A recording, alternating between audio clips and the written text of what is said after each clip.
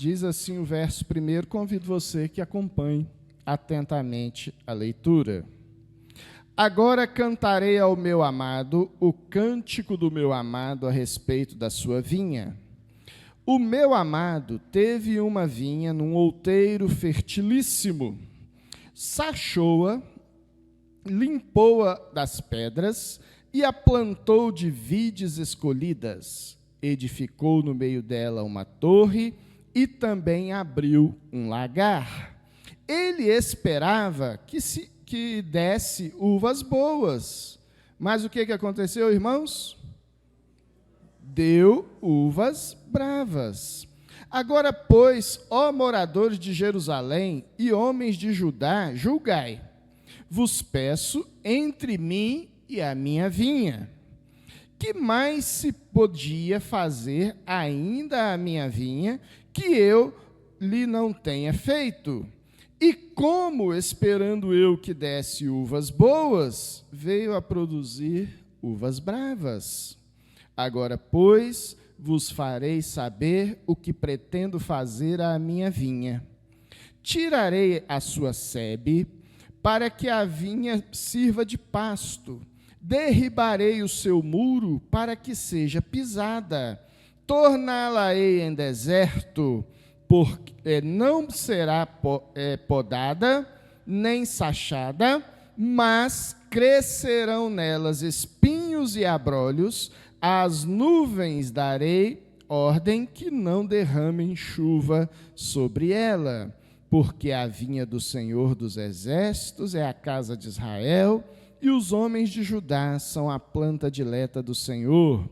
Este desejou que exercessem juízo, e eis aí quebrantamento da lei, justiça, e eis aí clamor. Vamos falar com Deus em oração? Pai querido, aqui estamos diante da Tua palavra lida, palavra linda e abençoada, ó Pai.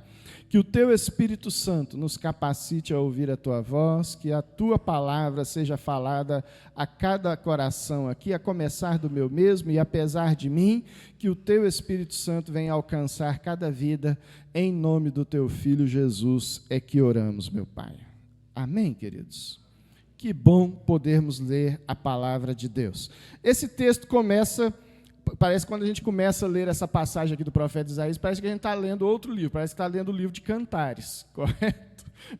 Ele começa assim de uma maneira tão poética, tão bonita, né? Falando da vinha do meu amado que foi plantado, parece que vai sair dali uma palavra assim, quase que romântica, e de repente aquela vinha que foi plantada tão bonita, se percebe que ela passou a produzir uvas bravas ou uvas amargas, conforme nós vemos aqui no texto da palavra de Deus. E aí o Senhor vem mostrar o propósito dele a partir daquilo que foi plantado, daquilo que foi o resultado do seu investimento. Eu gostaria de, para começarmos, pensar com você algumas questões, fazer alguns questionamentos a você. O primeiro deles é o seguinte: se você fosse investir hoje algum dinheiro, seja pouco, seja muito, né? Às vezes aquilo que para mim é muito, para você é pouco, às vezes aquilo que para mim é pouco, para você é muito, mas se você fosse investir algo que você considera muito, isso aqui são todas as minhas economias, são tudo aquilo que eu consegui ajuntar nos fins do ano. Se você fosse investir, o que você esperaria de resultado? Oi? Lucro? Ninguém quer. Oi? Lucro rápido, de preferência, né? Opa, um lucro rápido, aí seja lá o CDB, seja lá um LCA, seja a Bolsa de Valores, seja criptomoedas, seja imóveis, seja fundos das mais diversas formas, né? Você, com certeza, estaria buscando ali algo que te trouxesse lucro rápido, mas também segurança, né? Ninguém quer investir para perder. Ninguém quer investir para ver aquilo voando, não é? Como dizia a música antiga, né? Dinheiro na mão é vendaval. Ninguém gostaria do investimento desse, correto? Esse é o primeiro questionamento que eu gostaria de fazer para você. Agora, o segundo é o seguinte: se você foi lá, investiu, por exemplo, comprou a ação de uma determinada empresa brasileira aí, famosa. De repente, você descobriu que aquela ação foi... Como naqueles desenhos antigos, naqueles desenhos animados antigos, quando o personagem está caindo, e cai lá embaixo, né? Você continuaria investindo? Hein? Não, né? Você correria logo para tirar aquele dinheiro. Se você perceber a palavra de Deus aqui, nós vemos o Senhor agindo como um investidor. Ele foi lá, ele cercou a sebe, ele sachou, depois eu vou explicar cada palavrinha dessa, né? Ele plantou, ele cuidou daquela, limpou, plantou, edificou ali um seu lagar, e, no entanto, aquele investimento todo resultou em uvas bravas. E ele continua explicando ali o que ele faria. Ele, então, tiraria a cerca, deixaria aquela vinha aberta para que o gado viesse, a pisasse, e determinaria as nuvens que não chovessem sobre ela. Perceba que esse é um comportamento de alguém que tem expectativas. É o comportamento de alguém que está esperando algo de retorno das nossas vidas. O mais interessante aqui é nós tentarmos entender, primeiramente, o que Deus investiu em nós. Vamos voltar para o texto? Volta lá para o versículo 1 do livro, capítulo 5 do livro do profeta Isaías. Versículo 1 diz assim: o meu amado teve uma vinha num outeiro fertilíssimo. O que é um outeiro, para quem não conhece? Para aqueles meninos que matavam a aula de geografia. Outeiro é quase que o planalto seria aquela montanha mais alta que é reta. O outeiro fica no meio do caminho, vamos dizer assim. É um montezinho mais alto, não tão plano quanto um planalto, mas que é alto. E no caso aqui, além de ser alto, ele é fertilíssimo, né? É um local fertilíssimo, ou seja, Deus investiu naquele local, naquela pessoa que ele considerava especial. Percebe isso? Você consegue enxergar essa relação aqui que o profeta, melhor dizendo, Isaías está nos dando? Ele olhou em mim, ele olhou em você e disse: eu estou investindo em você porque eu te considero alguém fertilíssimo, frutífero em tudo que fizer. Esta é a primeira relação que eu gostaria que você tivesse com esse texto da palavra do Senhor.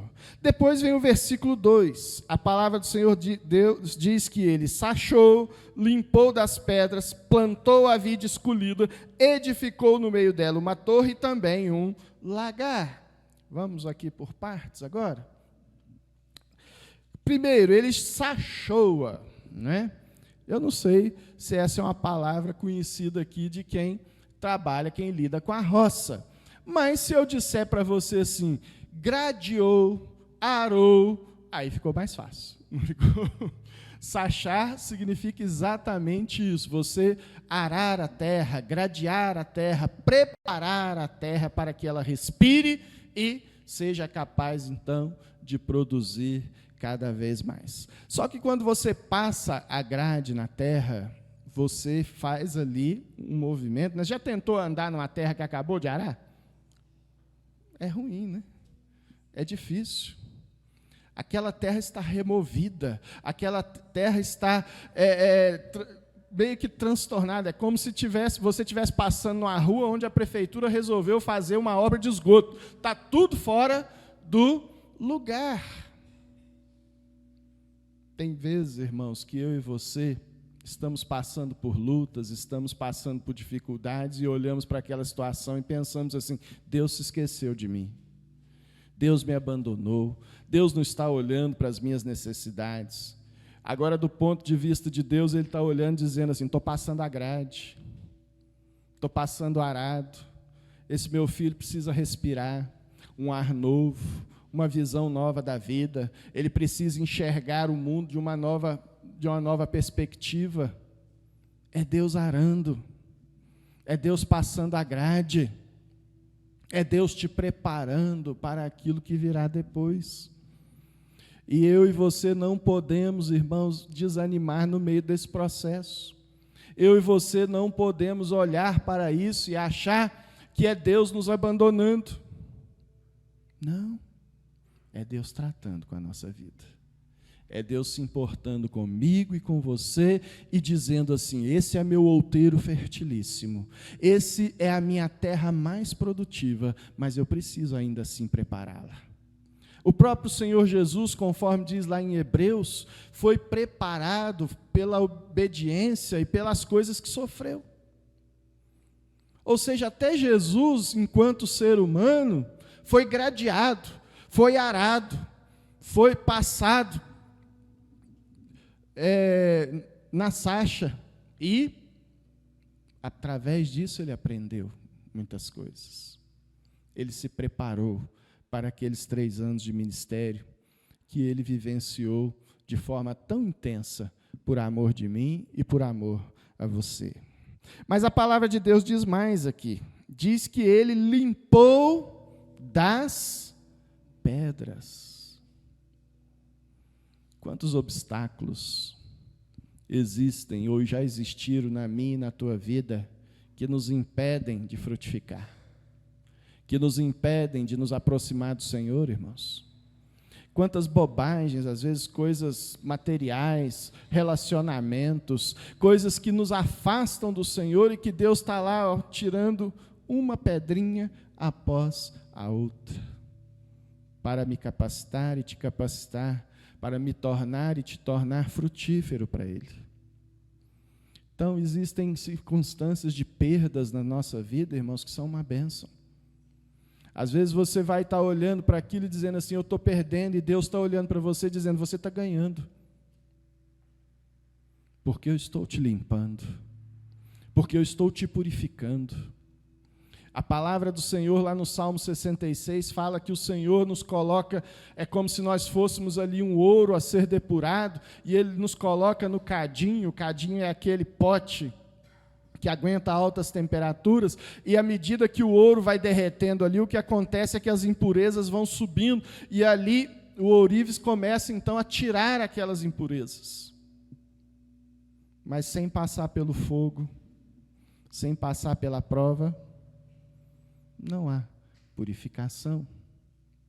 Então eu e você estamos sendo cuidados pelo Senhor. É Deus investindo em mim, é Deus investindo em você também.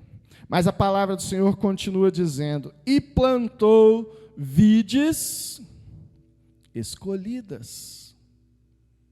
Olha para a tua vida, pare e pensa um pouquinho quem você é, o que você já fez, o que você deixou de fazer e deveria ter feito.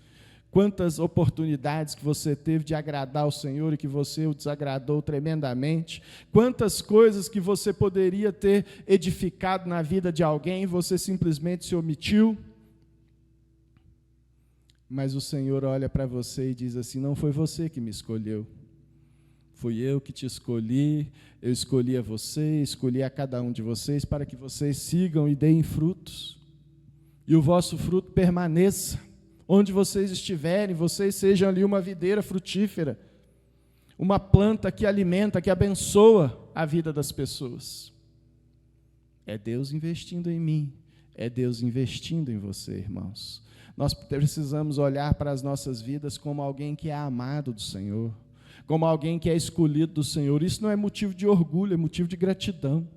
Isso é motivo de nós estarmos todos os dias nos voltando para o Senhor e dizendo assim: Deus, quem sou eu? Como diz o salmista no Salmo 8, quem sou eu, Senhor?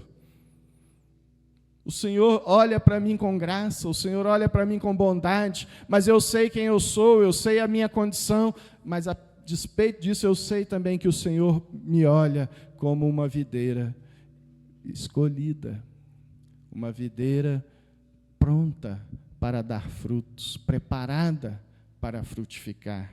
E é assim, irmãos, que Deus olha para mim, é este o investimento que Ele está fazendo. Ele ara, Ele tira as pedras, Ele planta, e depois também a palavra de Deus diz o quê? Que Ele constrói uma torre e edifica um lagar. O que é o lagar? É aquele local onde você espreme, não só as uvas, mas em especial as uvas para que produzam o vinho. Também no lagar, por exemplo, se espreme as azeitonas para produzir o azeite.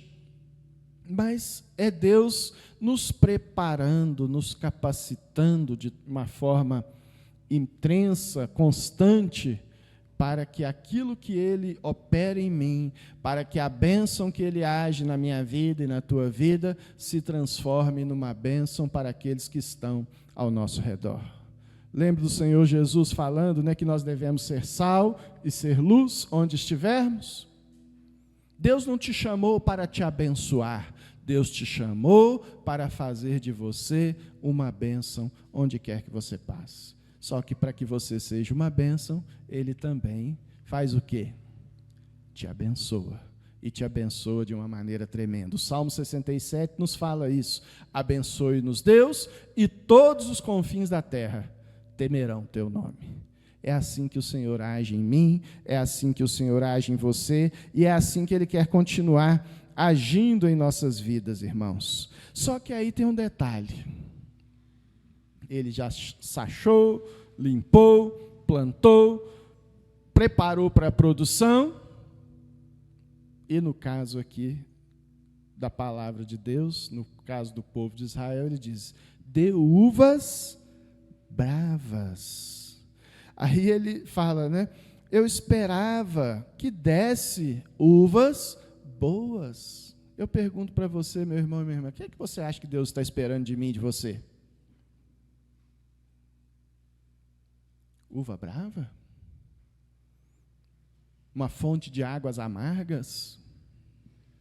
O que é que você acha que Deus está esperando de mim e de você? É coisa simples.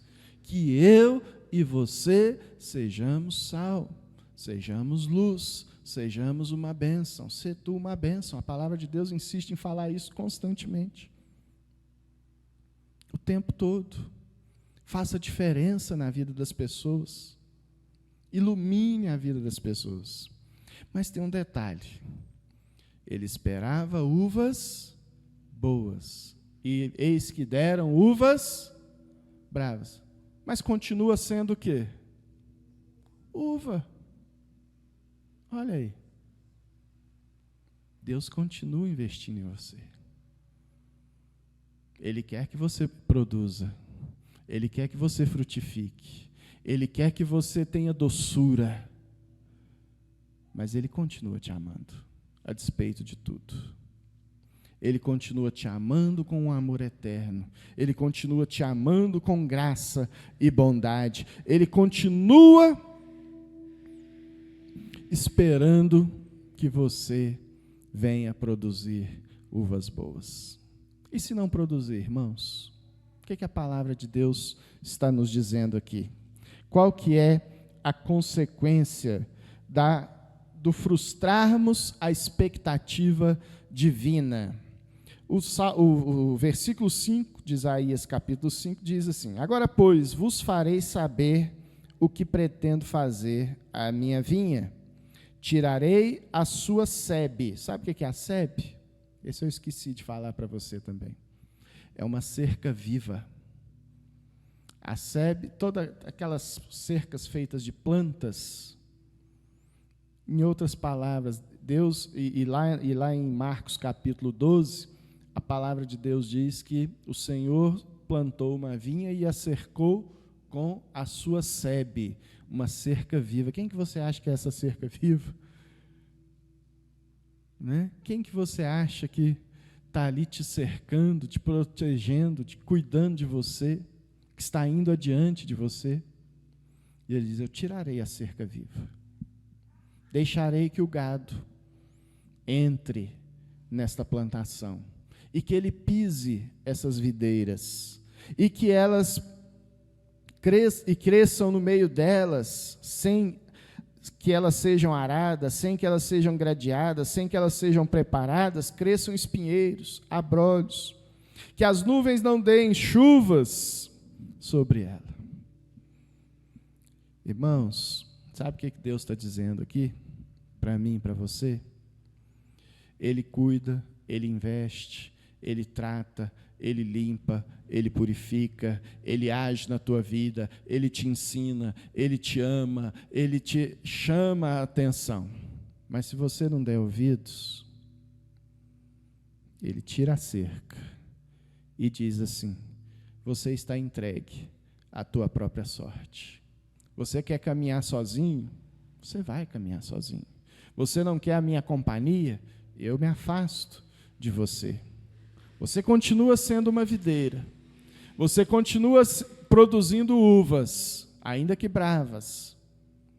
Mas você será pisado. Mas você enfrentará os espinhos, os abrolhos, as dificuldades que poderiam ser evitadas pela comunhão com Deus. Quando eu estou dizendo isso aqui, eu não estou dizendo que aquele que anda na presença de Deus não vai enfrentar lutas, não vai enfrentar dificuldades. Não é bem isso que a palavra de Deus está nos dizendo.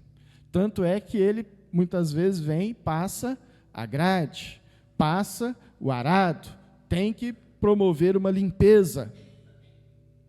Mas a questão aqui, irmãos, não é sofrer porque está desobedecendo a Deus. Quando está sendo gradeado, é sofrer, é passar por lutas, exatamente por andar na presença do Senhor.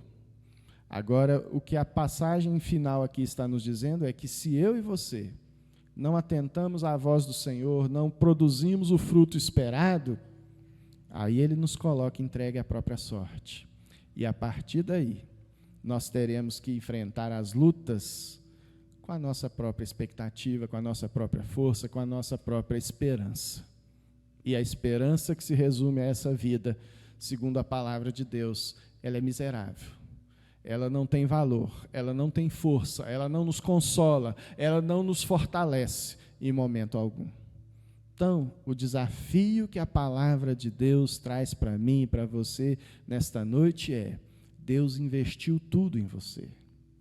Aquele que não poupou o seu próprio filho, antes o entregou por amor de mim e de você, porventura nos negaria todas as coisas? Não. Ele já investiu o próprio filho dele. Qual é o retorno que eu e você vamos dar ao Senhor Jesus? Esta é a palavra de Deus a mim e a você hoje. E que você saia daqui com isso martelando na tua mente. Você vai comer caldo, você vai poder aproveitar aqui um momento gostoso de comunhão, mas que isso não saia da tua mente hoje, no nome de Jesus. E nós possamos pensar durante toda a semana qual será o retorno que eu vou trazer para o Senhor, no nome de Jesus.